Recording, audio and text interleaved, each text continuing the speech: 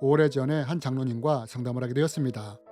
자신이 다니던 교회 목사님이 몇 주 전에 설교를 하셨는데 그것이 마음에 걸려 너무나 자신이 위축된다면서 이런 말씀을 하셨습니다. 목사님, 저희 교회 목사님이 설교 중에 장로쯤 되면 하나님으로부터 물질적인 축복을 받아야 한다고 말씀을 하셨습니다. 그런데 이게 제 마음을 힘들게 합니다. 라고 말입니다. 여러분, 장로님은 이 설교를 듣고 자신의 삶을 되돌아보았다고 합니다.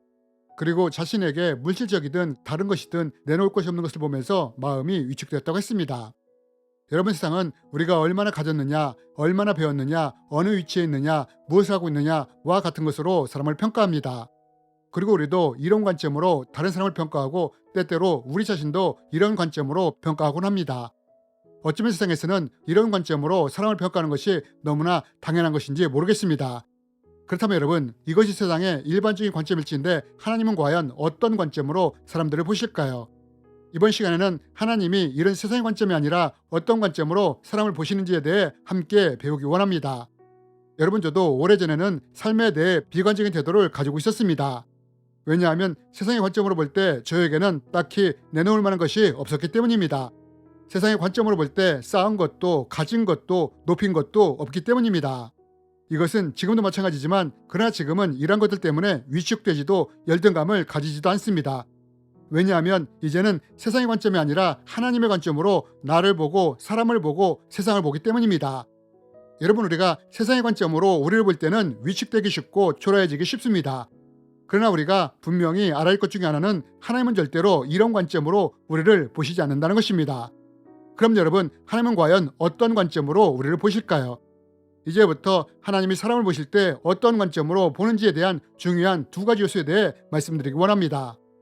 여러분, 우리는 하나님이 어떤 관점으로 사람을 보시는지에 대해 첫 번째로 창세기의 한 인물을 통해 이것을 배울 수 있습니다. 그러면 우리가 누구를 통해 이것을 볼 수 있느냐? 바로 에녹입니다. 여러분, 에녹이 누구입니까? 성경은 에녹에 대해 이렇게 설명합니다. 에녹이 하나님과 동행하더니 하나님이 그를 데려가심으로 세상에 있지 아니하였더라. 여러분, 성경은 에녹에 대해 어떻게 설명합니까? 에녹은 하나님과 동행하다가 죽음을 보지 않고 천국에 간 사람이라고 말합니다. 그럼 여러분, 하나님은 어떤 이유로 에녹을 천국으로 데려간 걸까요? 여러분, 우리가 이것을 알려면 창세기에 나오는 한 인물에 대해 더 알아야 합니다. 그럼 누구를 더 알아야 하느냐? 이 사람도 바로 에녹입니다. 여러분, 저는 앞에서 하나님과 동행했던 에녹에 대해 말씀을 드렸습니다. 그런데 여러분, 혹시 아십니까?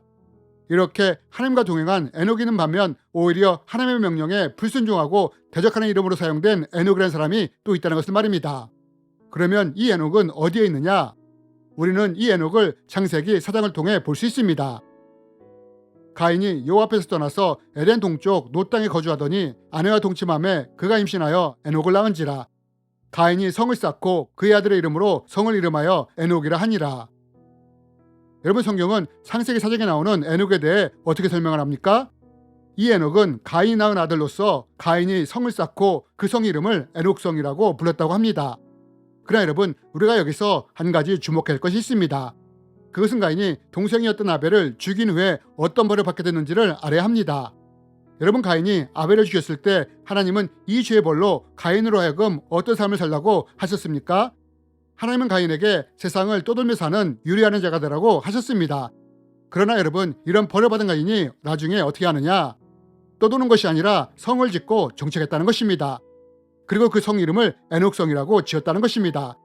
즉, 가인은 자신의 아들이었던 에녹을 하나님의 말씀에 불순종하며 대적하는 용도로 사용했다는 것입니다.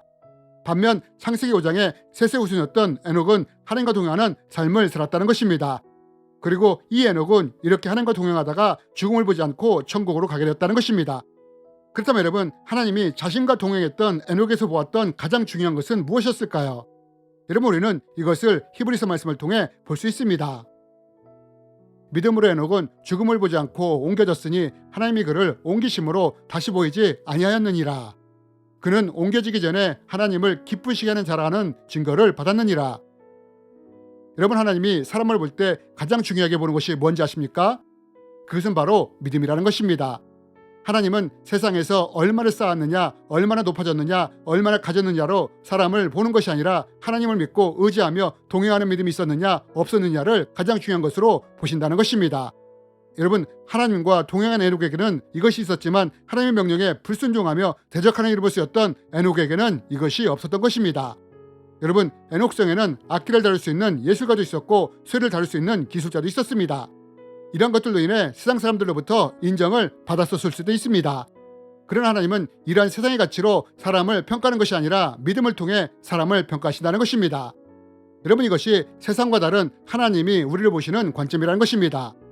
그럼 또 하나님은 어떤 관점으로 사람을 보시고 평가하시느냐? 저는 오래전에 이런 경험을 한 적이 있습니다. 한국에서 교회를 개척했을 때 힘든 시간을 보낸 적이 있습니다. 당시 목사님들 사이에서는 요즘은 예수님이 와서 교회를 개척해도 부흥이 잘 안 되는 시대라며 우스갯소리를 할 정도였습니다. 교회를 개척했는데 부흥은 잘 되지 않았고 여러 가지 것들로 인해 몸도 마음도 지치게 되었습니다. 뿐만 아니라 마음도 위축되었습니다. 그러던 어느 날 교회에 앉아 무거운 마음으로 기도를 하고 있었습니다. 이때 성령님이 따스하게 만져주시는 것이 느껴졌습니다. 이러면서 성령님이 한 말씀이 떠오르게 하셨고 그 말씀을 보기 원하는 마음을 주셨습니다. 저는 옆에 있던 성경을 폈고 성령님이 감동으로 주신 말씀을 찾았습니다. 그리고 읽었습니다. 그 주인이 이르되 잘하였도다 착하고 충성된 종아 내가 적은 일에 충성하였음에 내가 많은 것을 내게 맡기리니 내 주인의 즐거움에 참여할지어다 하고, 그 주인이 이르되 잘하였도다 착하고 충성된 종아 내가 적은 일에 충성하였음에 내가 많은 것을 내게 맡기리니 내 주인의 즐거움에 참여할지어다 하고. 여러분, 이 말씀이 어떤 말씀입니까? 이 말씀은 우리가 잘 아는 달란트 비유에 나오는 말씀입니다. 주인이 5달란트를 준 종이 5달란트를 남겼을 때 2달란트 받은 종이 2달란트를 남겼을 때 주인이 종들에게 한 말입니다. 그런데 제가 이 말씀을 읽는데 성령님이 제게 어떤 감동을 주셨느냐? 권 목사야, 혹시 이 말씀들 중에 한 글자라도 틀린 말이 있느냐? 라고 말입니다. 여러분, 저는 그날 처음 알았습니다. 두 말씀이 토시 하나 틀리지 않는 똑같은 말씀이란 것을 말입니다. 이때 성령님은 다시 감동을 주셨습니다. 권 목사야, 하나님은 그 사람이 얼마나 성공했느냐, 얼마를 가졌느냐로 평가하지 않으시고 맡겨진 것에 얼마나 충성하고 최선을 다했느냐로 그 사람을 보신단다 라고 말입니다. 여러분, 저는 이때부터 저의 태도와 행동이 바뀌기 시작했습니다. 왜냐하면 하나님은 내가 얼마나 교회를 부흥시키고 얼마나 많은 사람들을 모았느냐로 저를 보시는 것이 아니라 맡겨진 것에 얼마나 충성하며 최선을 다했느냐로 저를 보신다는 것을 깨달았기 때문입니다.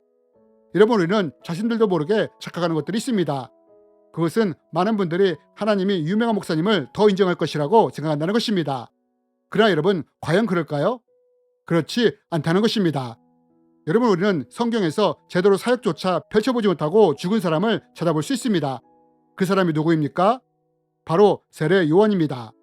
우리가 잘 알다시피 세례 요한은 예수님에게 세례를 주고 하나님의 메시지를 잠깐 선포하다가 헤롯에게 죽임을 당하게 됩니다. 여러분, 세상적 관점으로 볼 때 세례 요한은 내놓을 것이 하나도 없는 사람이었습니다. 하지만 여러분, 예수님은 이런 세례 요한을 어떻게 평가하십니까? 여자가 낳은 사람들 중에 세례 요한보다 큰 자가 없다고 말씀하시지 않습니까? 그럼 예수님은 어떻게 해서 이렇게 짧은 생을 마감한 세례 요한을 크게 평가하셨느냐? 그것은 세례 요한이 신실한 믿음으로 하나님과 동행하는 삶을 살았고 짧지만 자기에게 맡겨진 광야에서 외치는 자의 소리의 삶을 충성스럽게 살다가 생을 마감했기 때문입니다. 여러분, 우리가 꼭 기억해야 할 하나님의 관점이 있습니다. 그것은 하나님은 세상의 관점으로 우리를 보는 것이 아니라 하나님을 향한 믿음과 충성의 관점으로 우리를 보신다는 것을 말입니다.